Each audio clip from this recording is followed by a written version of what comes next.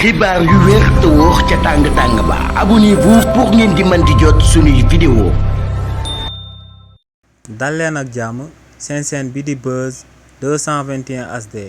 am na akub xibaar bu yees bu dal di jëm ci kii di Ndeye Fatou Ndiaye mi nga xam ne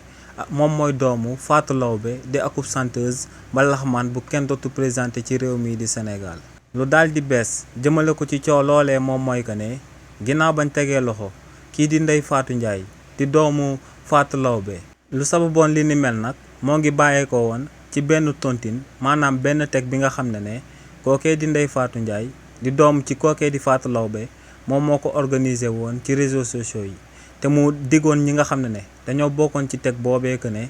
ki nga xam ne daal dina ciy participer lu tolloo 14 mois maanaam at ak ñaari weer boo tegee di nga daal di am akub oto bu bees tax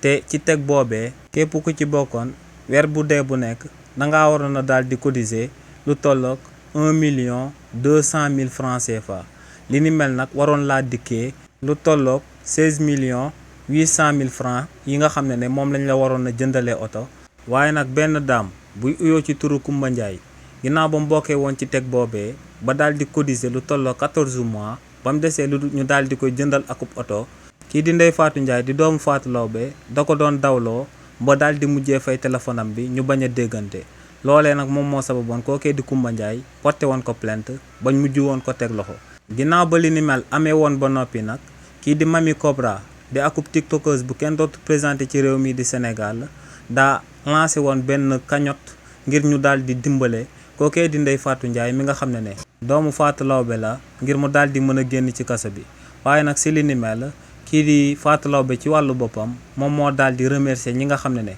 ñoo namoon a daal di bokk ci cagnotte boobee daal di leen di xamal que ne dina daal di gérer mbir mi moom kese moo ngi leen di sant di leen gërëm waaye cagnotte boobee jarul kii di Mamy Cobra di ko organiser.